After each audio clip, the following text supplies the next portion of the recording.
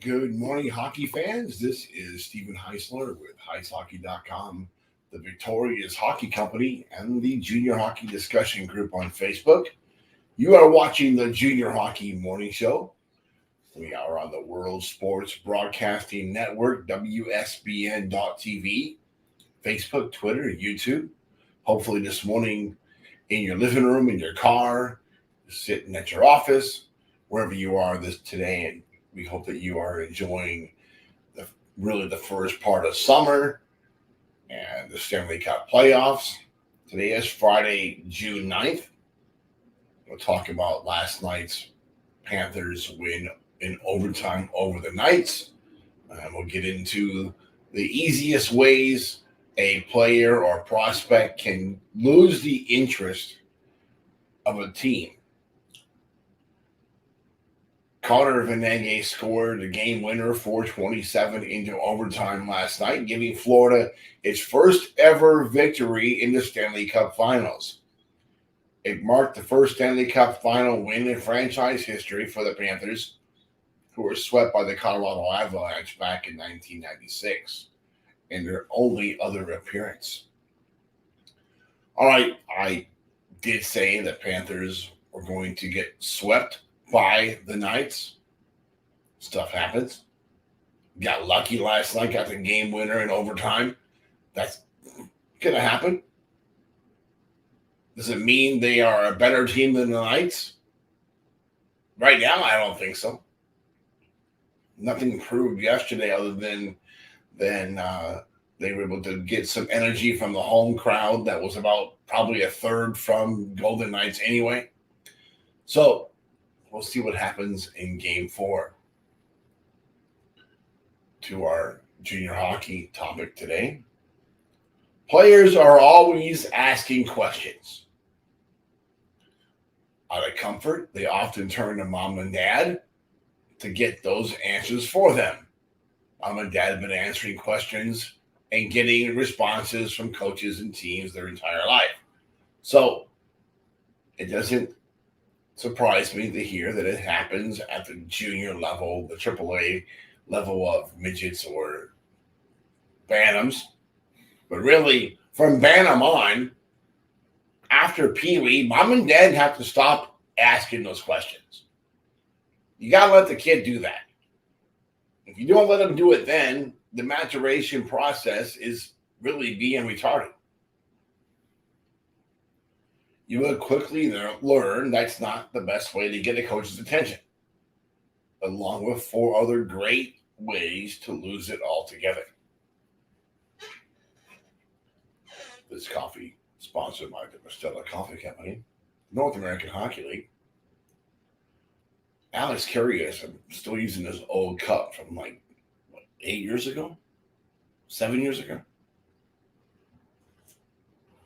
It works. Number 5, bad presentation. We've all seen it. Kid walks into the rink, looks like a hood rat. They don't understand that the way you walk, talk, dress, behave, and play are all going to be considered when identifying a prospect. The entire package is equally important. Sure, you may have lit the lamp a dozen times, but if you dress like a hood rat and can't complete a sentence without dropping an F-bomb, there's a really good chance there's going to be a big red X next to your name on the roster. Just the way it is. You're going to represent that coach, that team, that school maybe, and you want to act like you're not from this world, or maybe you are of this world, but you're going to act like someone that team really doesn't want representing them, then there's a good chance you're not going to go to that team. Don't bother trying out.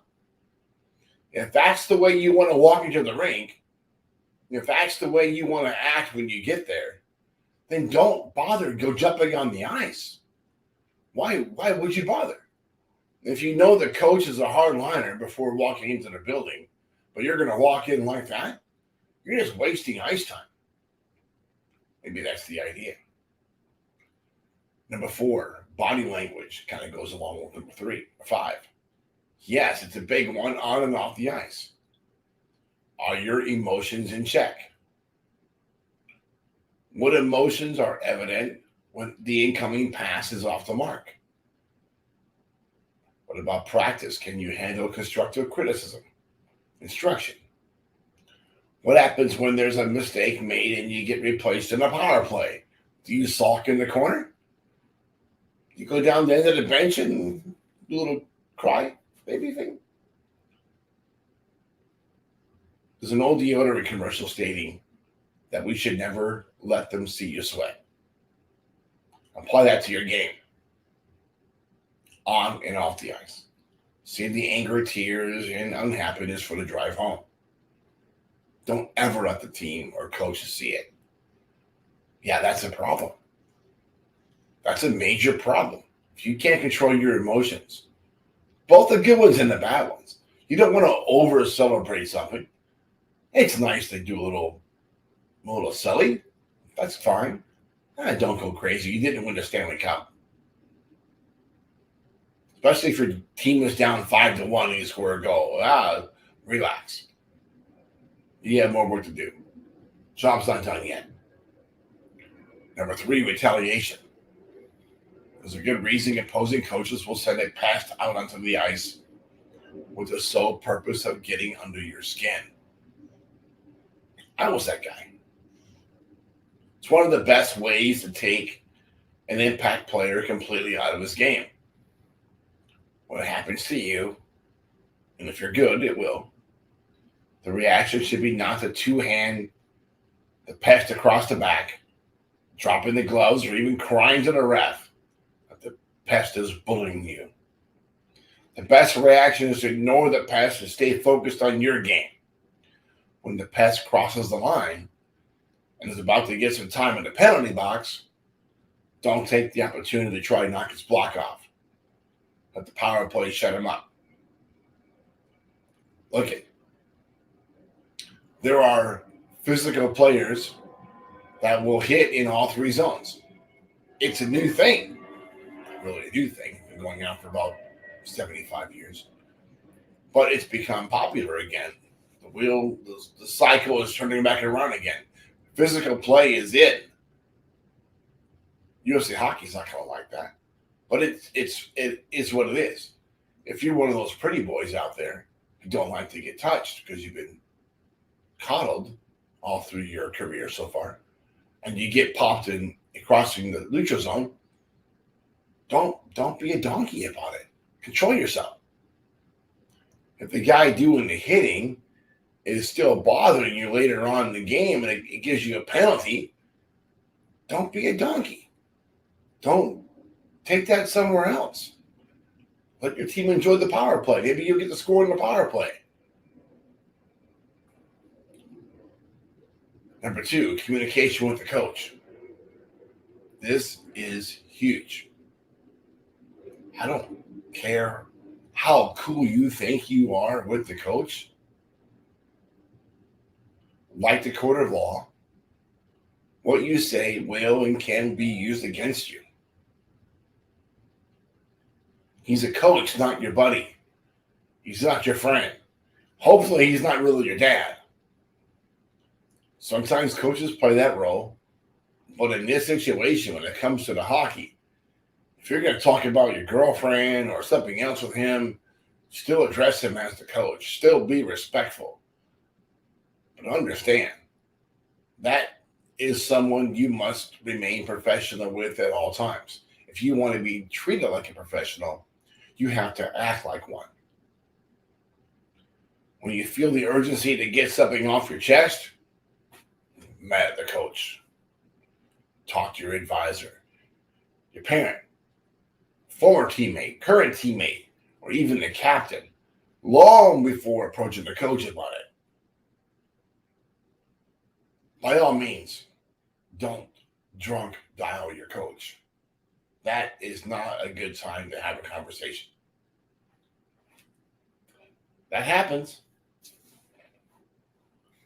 Number 1, speak for yourself. Do not let mom and dad do it for you. There are literally hundreds of players out there that could have been something, but were flagged because of overzealous parents.